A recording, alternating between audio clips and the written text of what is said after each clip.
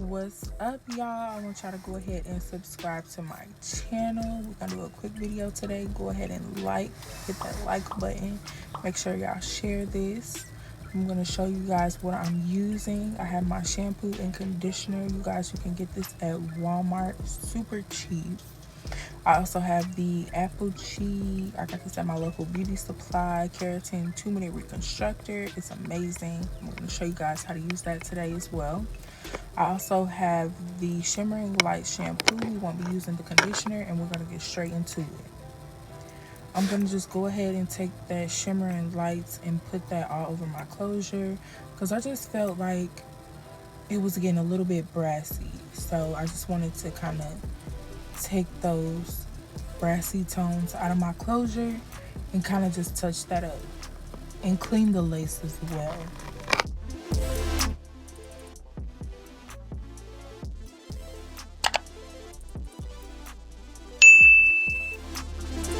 And as you can see, I'm just kind of scrubbing the closure with my nails, but if you don't have nails, I'm just being resourceful. You can take a little comb or something and just kind of, or the edge brushes are perfect, and just kind of take that out of here. Y'all see me in my little dance. My girlfriend was probably messing with me, but yeah, go ahead and just scrub that glue off your closure. If you got any glue or any like hairspray residue build up on there, go ahead and just scrub that all out. If I can talk, y'all, scrub that all out, and then y'all gonna want to just rinse it all out, and then we're gonna go ahead and go in with our 2-minute reconstructor, and we're just gonna put that all over the wig, the closure. I'm actually running low. I need to cop me some more. This stuff is like crack for a wig. Do you hear me? So I don't put it on there every time I wash my wigs, but I do it maybe once every couple months, just to make sure I'm keeping my wigs, you know, looking good, looking great, because we don't want them nappy wigs around here. So you see me using my Struggle reconstructor, filling up the bottle with water. Do what you gotta do, but make sure you get that all over the wig, and you're gonna let that sit. I actually let mine sit for maybe about 5 minutes because I just do what I want to do, but follow the instructions. Don't be like me. I then went ahead and went in with my conditioner and left that Aphoge on there, because I just felt like, you know, I was just getting those cuticles sealed, getting that hair back silky if I left it like that. And I feel like I made a good decision in the end, because the results came out really well, especially for styling. So here you just see me getting both of those conditioners throughout the wig, and just making sure that the wig is saturated from the closure to the ends.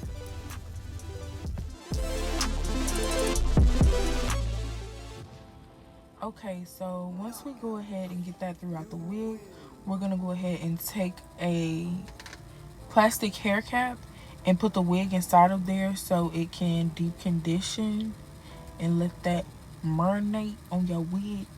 And excuse me for my voice, you guys, my bronchitis has been acting up, so my throat may be a little bit scratchy, but we gonna break it out, you know.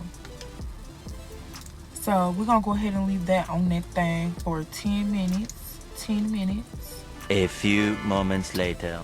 And when we come back, I'm just gonna go ahead and comb through the wig. We're gonna comb through the closure. We're gonna comb the ends. We're just gonna comb through the whole wig, and we're gonna make sure that glue is out of that closure, any residue is out of the wig, any buildup, any tangles, any little kinks, you know, just anything, any little thing. We're gonna get it all together and get all those hairs just in one place, like it's brand new again.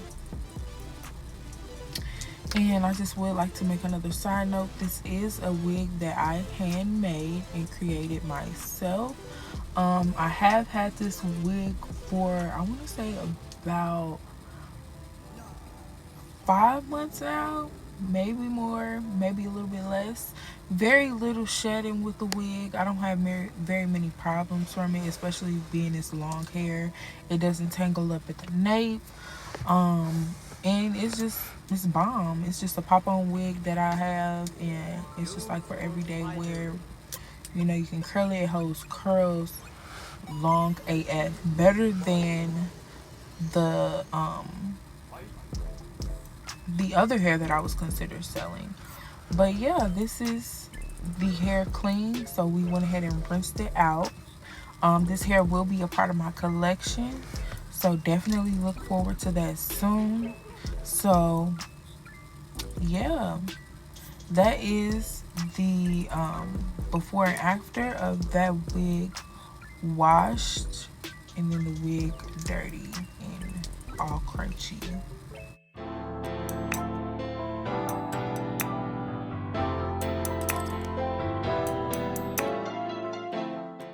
So we can go ahead and get that prepped for styling. And I will also have that video available on my channel.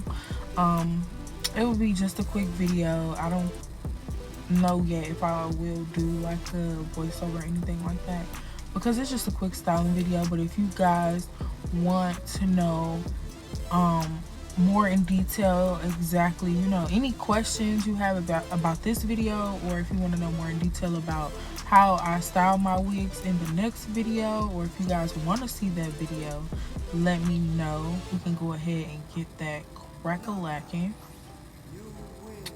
And we just gonna go ahead and put her on the mannequin, y'all. Yes.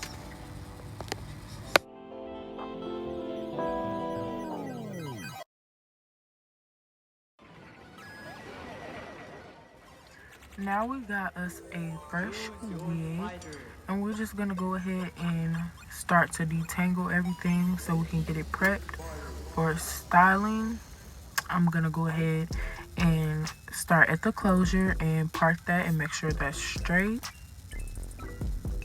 I'm also gonna make sure the baby hairs and everything are combed back, so I'm just gonna put a little water on that, it, so we can go ahead and comb that back and get all those hairs out the way, so we can kind of mold it and shape it before we even put it on. That way it's just easier, and the baby hairs and everything, I feel they lay a lot better when you mold it beforehand. So we're gonna do that now.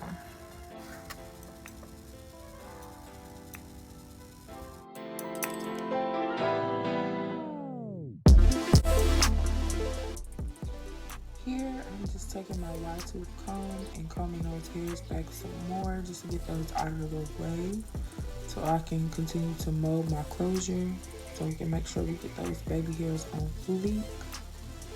You don't want any empty like spots on your closure or like any bald spots. So I'm just combing all of those hairs out of the way first, so we can take care of that and I can fully see the lace.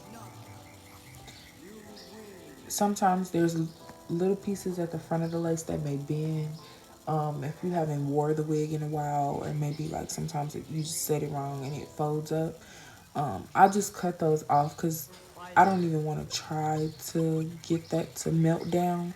I just rather have my whole closure flat. So I'm just going in with my scissors now, and I'm evening out the front of the closure, just getting that excess lace out the way. Over time, I have created my own hairline on this closure, so it looks like 1,000% more natural than like any other closure I've ever had. And I definitely like this technique. I think I'll be sticking to it. It just looks a lot better than cutting it straight across. So if you can, definitely shoot to match your or your client's hairline with any closure or frontal, just so it look good. And I also went in with my Got To Be glue spray just to push those flyaway hairs back and those little baby hairs.